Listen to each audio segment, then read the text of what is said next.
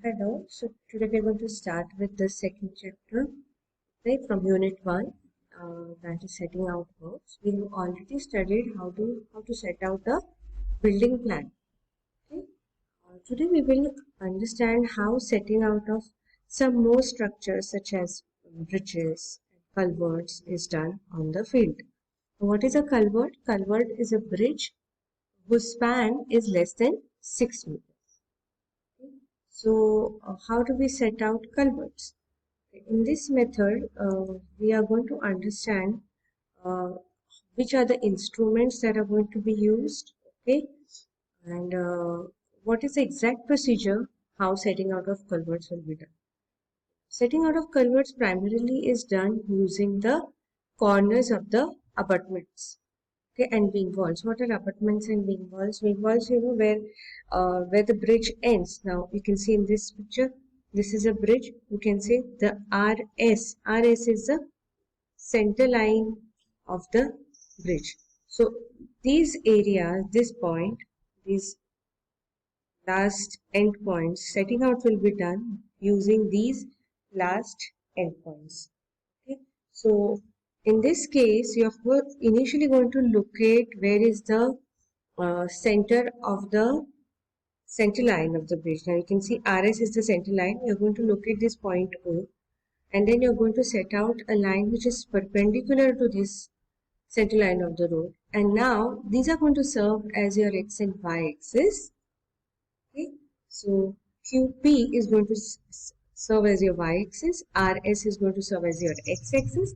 You're going to find out the coordinates of all these points. See, what is our target? We are planning to locate this 1, 2, 3, 4, 5, 6, all these points.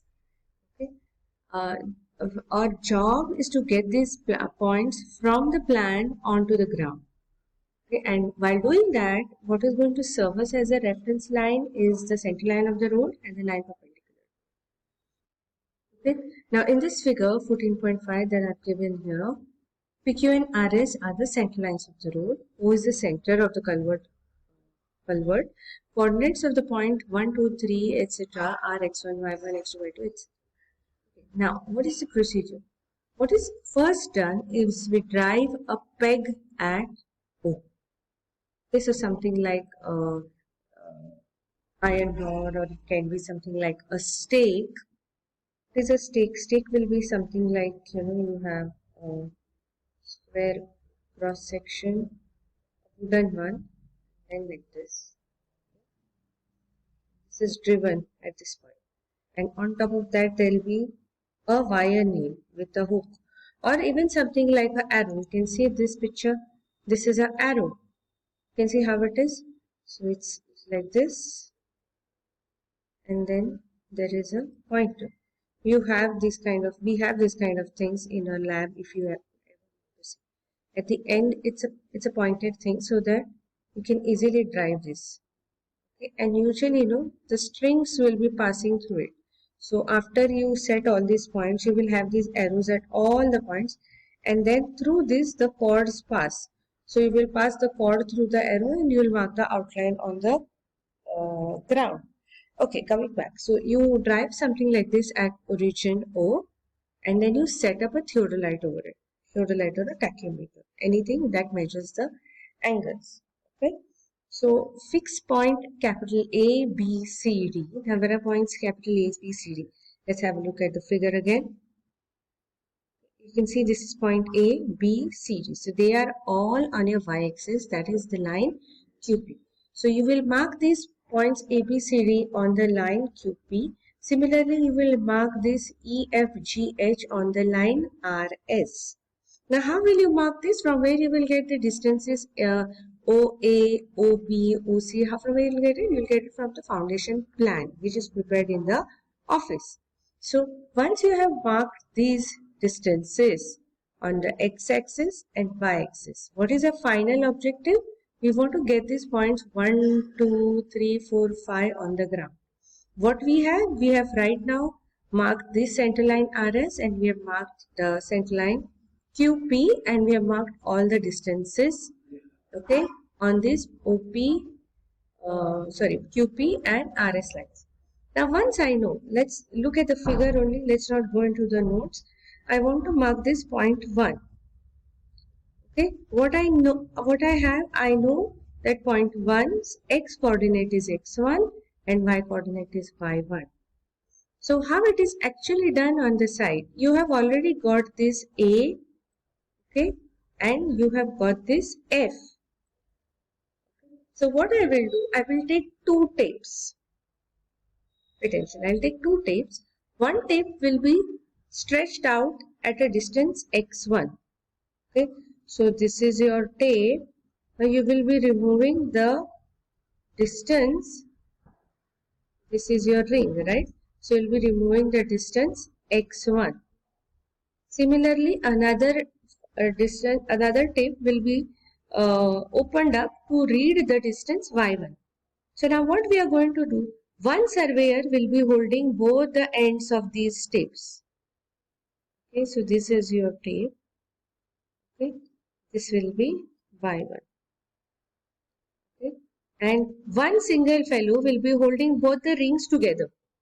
One surveyor will be holding both the rings together. Second surveyor will be holding this end, the y1 end. 0 end is with one surveyor.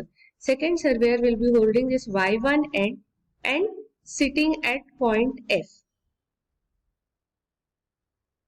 Okay. Similarly, third surveyor will be holding this end, and sitting at which point? Point A. There is one surveyor sitting with this end at F1 and one surveyor sitting with this end at A. Third fellow is holding both the rings in his hand and he will now start moving around. He will just move around anywhere. He will move till both x1 and y1 are fully stretched. Are you understanding? So once it is fully stretched, okay, now see this guy holding both the rings together can be at this point, but if he is at this point, what will happen? y1 may be fully stretched, x1 will be loose. x1 and that tape will be like this sagging. So that is not allowed. So he will keep moving till both the tapes are completely stretched. Once both the tapes are completely stretched, then he will mark that point. He will lower that tape down on the ground and mark the point 1. I hope the procedure is very clear. Similarly, second time what he will do? He will stretch one tape for a distance x2, another tape at a distance y2. The fellow with x2 tape, at x2 end he will be at A, at y2 end he will be at J, sitting at J, and the fellow with both the rings in his hand again will be moving like this in this area till x2 and y2 are fully stretched. Once they are fully stretched, he will transfer the point onto the ground. This is the procedure. Let's read the steps which are given in the book. Okay, this thing I have got from internet. This entire thing is available on net. I don't remember the website. If you Google out, you will get it. In any case, I have already noted this down. If time permits, I will share this with you. Okay. So set out. Where were we? Set out RS right angles to PQ and fix the point EFGH, IJKI, okay, etc. by arrows. What are arrows? These are called arrows, okay. These red and white ones are called arrows. The ones which we have are completely aluminium. They are aluminium color itself. Okay, stretch out the chords along PQ and RS. This S is capital. Okay. Set off the distance OA, OB. What is OA? This from center line to A, center line to B, etc. on PQ. In other words, you mark ABCD on PQ and EFIJ on RS and fix arrows at these points. Set out corner 1. Set out corner 1 by measuring coordinates x1, y1 from A and F respectively with the help of 2 tapes and mark it with a peg. Similarly, fix the other points and their coordinates and drive pegs at each point. Pass a cord around the periphery of abutment and wing walls as 1, 2, 3, 4, 5, 6, 7, 8. So these are all the 8 points which you have got. And mark the outline of the foundation with lime by nicking. Nicking means cutting a narrow trench along this line. Similarly, fix the corners of other abutments and wing walls and mark the outline of foundation. Take levels at all the pegs. You have to find out the RS because everything will not be at the same level, right? You have to find out the RS so that we get it at the required level, and determine the depth and quantities of excavation.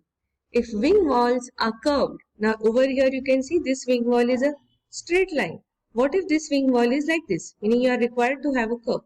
Then what you will do, you will initially set it like this only, set the dotted line. Okay, in the next chapter you will understand how setting out of curved line is done. So I'll just explain you in short. Initially you're going to set the dotted line, okay, and then on the plan only, on the plan you have it curved, right? So what you will do on the plan, you will measure these distances. These are called offsets. Okay, so what you will do, you will measure these distances on the plan. Okay, and on the ground what you will do, you will set out these distances with respect to the dotted line. So you will set out perpendicular lines. So you have this inclined line, you will set out perpendiculars like this, wherever required. And then you have on the foundation plan the distance, the offset value. So you will mark this offset value on the perpendicular. And then you will join these points. This is called method of offsets for setting out of curves. So, alright, so going back, if the wing walls are curved, the points on the curve may be set out by offsets to the chords 1, 8, 6, 7, 2, 3, 4, 5 as indicated. Okay, so this 1, 8 is this chord, 6, 8 is this chord, the dotted lines. Okay, what you're going to do, you measure how far the curved points are there with respect to these dotted lines on the plan, and then on site you go and set out perpendiculars and mark those offsets on the perpendiculars. So that's how you set out the curved wing walls. Right?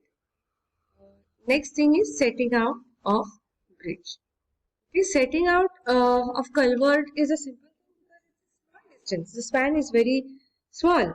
Okay, so there is hardly any chance that this line will go crooked, this line, center line will go crooked. But that is not the case in case of bridges. The spans are huge. Okay, and the flow of water, because the distance is more, the flow also can be more, right? The depth can be considerable when you're setting out a bridge. Okay, so usually for bridges there are multiple ways of setting up. Okay, now setting out of bridge primarily will involve three major operations. First is preparation of topographic maps. So where you're going to set out the bridge, initially you'll go to the site and you will properly find out the contour maps. What are the levels? How is the gradient? It's rising, it's falling, it's uneven, all these things you have to find out. Then the length of the bridge you have to come. Short, you have to be very careful about determining the length of the bridge. Then you are going to locate the pier points, where exactly you are going to put the piers and where exactly your foundation will start. Now, topographic map will have following things to be indicated. First is the north line, then a name and the direction of the river. Okay, upstreams and downstreams is important. Just knowing where is the river is not important. What is the direction of the flow? That is also required. Name of the nearest town, village on either side. So what are the accesses, where you're going to get your material, where if there is a requirement of material, if there is any kind of emergency, if there is any last minute backlog, or you need to run around, where exactly are you going to go, where are the facilities available around. Then the width of the proposed roadway, width of the existing roadway, radius of curvature of the approach roads, position and description of benchmarks, okay, ground levels, okay, on 150 meters upstreams and downstreams, the normal lowest and highest level of water, catchment area, maximum velocity of discharge, and details of the trial pits. All this is required. Okay, the next process, the next step is determination of the length of the bridge. Now, length of the bridge has to be measured along obviously the center line of the bridge. If the bridge is not very large span, okay, it's very small, then you can directly use a tape or something, a steel tape or any other tape to measure the length. However, if the span is large, then you have to go for triangulation.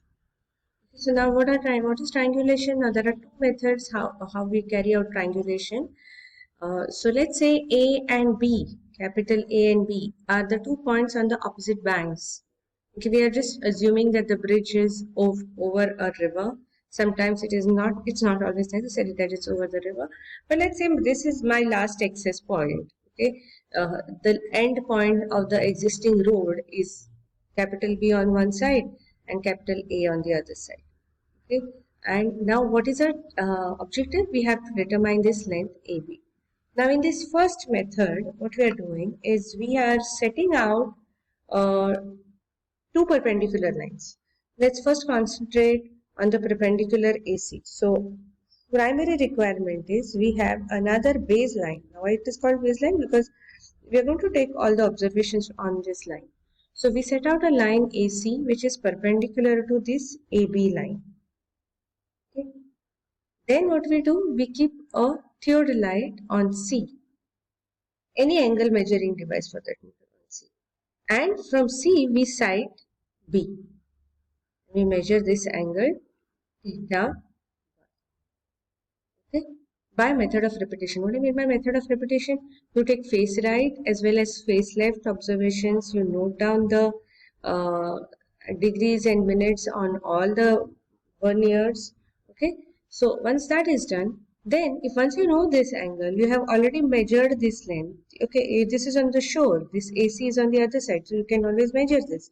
So you know this length, you know this angle. Okay. How do you determine the length AB? AB can be given as AC tan of theta 1. Now similarly, on the other side also, you set out another perpendicular line, that is BD. Keep your instrument here and then sight A and measure theta 2. What you will get? You will get now AB is equal to BD tan of theta 2 here. So you have two equations which are giving you exact same quantity. Both have to tally. Okay. Now, once both tally and there's not much of error between both the readings, that will be your length of the bridge, or you can say span, span of the bridge. So that's how you get this distance. Okay. Another method is almost similar. You have another line AC, almost similar. You have another line AC, you have line BD. Okay, you keep the instrument here and you sight all this. You sight this point as well as this point. Okay, so you're measuring this angle, you're measuring this angle. Similarly, you keep your instrument at D, you measure this angle and this angle. Pay attention, you are also keeping instrument at A, you're measuring this angle, you're keeping instrument at B, you're measuring this angle. So all these angles you're measuring, you're actually measuring 8 angles. Now obviously when you're going to do so many observations and so many measurements, this method is going to be slow. Then why is it used? This is used for extremely precise works. Okay, the error expected is not greater than 1 in 5,000. This particular method is used for not so precise where the error expected is not greater than 200. Another thing you need to note here is this is and this angle, the angles that are marked in blue, these are not necessarily 90 degrees as in this case. And in this case, BAC and ABD, these angles are 90 degrees. That is not the case over here. So the figure is slightly deceptive. So when you are drawing a figure, you draw it like this. Okay, you draw the figure like this. So that it is very clearly evident that these angles are non-90 angles. Okay. So that is about the two methods. If you want, we'll just read through the write-up. For the first method, draw a baseline AC perpendicular to the line AB. Measure the baseline AC very precisely, as also the angle ACB is equal to theta 1 with theodolite by method of repetition. Then AB is equal to AC theta 1. To check the length AB, set out a line BD perpendicular to AB at B. Okay, measure BC and the angle theta 2 as before. Then AB is equal to BD tan of theta 2. If two distances are almost equal, the mean of the two may be taken as the length AB. Otherwise, the whole operation should be repeated and accurate length has to be computed. Second method, set out baselines AC and BD. Mind you, these are non-perpendicular.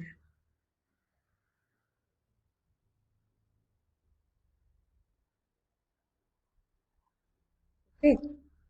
ABCD is a quadrilateral having BC and AD as the diagonals. Measure the baseline ACBD and 8 angles as shown very accurately. Adjust the quadrilateral by approximate method or method of squares. Calculate the length AC from the corrected length BD and adjusted values of angles and compare it with the measured value. If the discrepancy is less than 1 in 5000, the length of center line AB is accepted. The next step is now to locate the piers. Where now you have got this length of the bridge where your piers will be. Now let's say I want to locate two piers which are there. My bridge has got two piers. I want to locate exactly this point P1 and P2. Okay, so how do I locate it? Okay. If it's hydrographic survey, you have already studied in water. How do we keep the points? Okay, by soundings and range lines. Okay. Now let's say this is not so much deep in water, and then you look at it. How do you do it? The details of how it is exactly done in water, you all have, if I'm not mistaken, already studied in your semester 4. Okay. Now in this method, we are going to do again. Measure the baseline AC and BD. Look at the baselines AC and BD. This is AC, this is BD. And the angles BAC and ABD. Compute angles ACP1. Which are the angles? ACP1 is this particular angle at C using a theodolite. Okay. Intersection of the two line of sides. See, you are locating ACP1, you are locating BDP2, BDP1, so you are locating this. Okay, right? From here, you are citing this point. So there will be a surveyor here, similarly a surveyor here, okay, and both these people should be able to see simultaneously. Okay, both these people are on the shore. One surveyor is here, first fellow is here, second fellow is here at C. Okay, first fellow is going to set out this angle. These angles will be given to you, okay, from your foundation plan, or you can even actually calculate it when you draw these lines AC, known lengths, and you can actually calculate at this point what will be the angle. So you are at C, you are setting out this angle first, theta 1, and at D you are setting out the angle theta 2. When both these things are set out, you will be citing point P1 from both the instruments. Once that is done, point P1 is fixed. Similarly, if I have to look at point P2, I will know, see, you are not measuring, okay, you are setting out. So you will know this angle. At the same time, you will know this angle, so you are going to set it out on your instrument. The person at D is going to set out, let's say, theta 2. The person at C is going to set out, let's say, theta 3 this is, and let's say this is theta 4. So simultaneously, when these angles are set out, both the surveyors should be able to cite P2. Okay. Once that is done, then you fix the point. Another method is you set out the baselines. Now, which is the center line? Your center line is AB. So you set out another line perpendicular to AB, that is 1, 1, and then 2, 2. You set these lines. And then what you do? You are just having lines which are at 45 degrees. So what you're doing, this one line, you are dividing it at, you're marking point 2 on it. Similarly on this side, you're marking point 1 on it. Both these lines are at angle 45 degrees. You can see the inclinations of all these lines are at 45 degrees. Okay, so once you set out this perpendicular, set of the baselines on each side of the center line, and distances equal to 1 and 2 are marked on the baseline. Now the intersections of the lines at 45 degrees with the baseline on the opposite banks and also with line AB, okay, will locate P1 and P2. So you have this AB. The intersection of this line 2, 2 will give you P2. Intersection of the line 1, 1 will give you P2. Okay. This is also a very accurate method. Again, the limitation is you should be able to set out this line exactly perpendicular, which is most of the time a limitation. So if the perpendiculars are not possible to be set out, see this distance is 1, 1. You can see from the figure itself, they are considerable distances, almost as much as the length of your span. They have to be of the length of your span if this P1 and P2 are at the midway. So that much should be possible. If it is not possible, then you will have to go for something like this, my first method.